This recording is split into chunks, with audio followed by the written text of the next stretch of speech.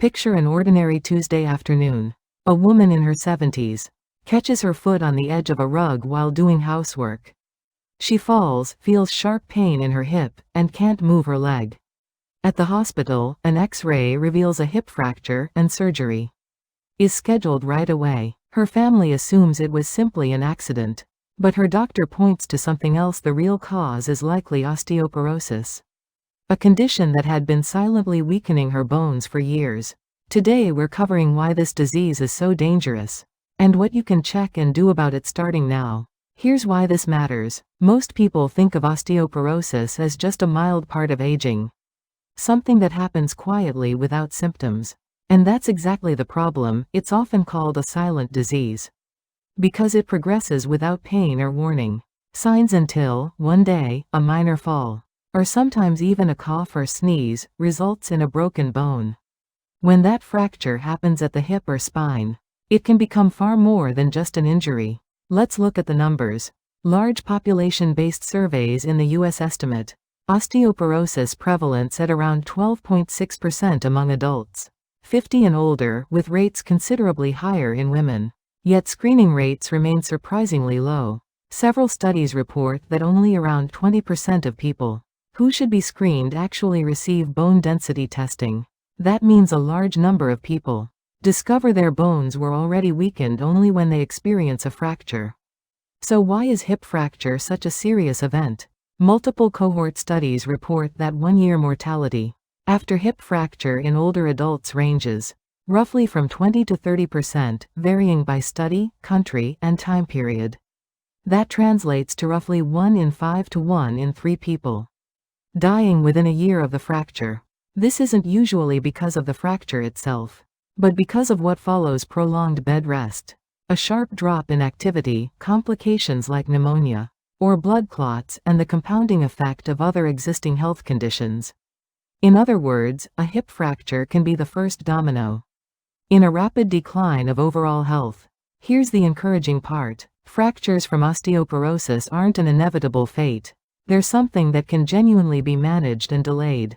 Early bone density screening, identifying risk factors, and combining lifestyle changes with medication when appropriate give you time to intervene before a fracture ever happens.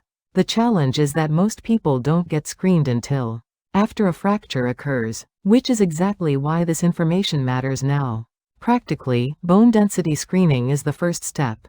The U.S. Preventive Services Task Force and other organizations recommend screening for women 65 and older, with earlier screening considered for postmenopausal women or men with specific risk factors. Whether you qualify and how often you should be tested is something to discuss directly with your doctor.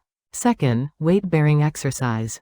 Multiple studies show that consistent walking, stair climbing, light jumping movements, and resistance training can slow the rate of bone density loss and, in some cases, even modestly improve spinal bone density. That said, if bone density is already quite low, or you have a history of fracture, high-impact movements can be risky. So consult your doctor or a physical therapist before choosing an intensity level. Third, a balanced view on vitamin D and calcium. While these were once assumed to reliably prevent fractures, recent large randomized trials show that supplementation alone doesn't significantly reduce falls or fractures in generally healthy midlife and older adults. They remain foundational nutrients for bone health, but they aren't a guaranteed fix on their own.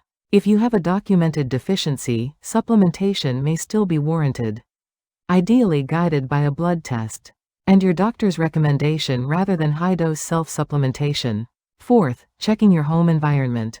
Many fractures happen indoors. Rug edges, slippery bathroom floors, dim staircases, and loose cords are common culprits.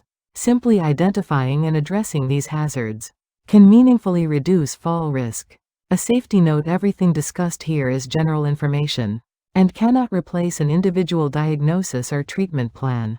Whether you need bone density testing, medication, a specific exercise intensity, or supplement dosing depends heavily on your personal history and test results. So please consult your physician. Earlier screening may be worth discussing.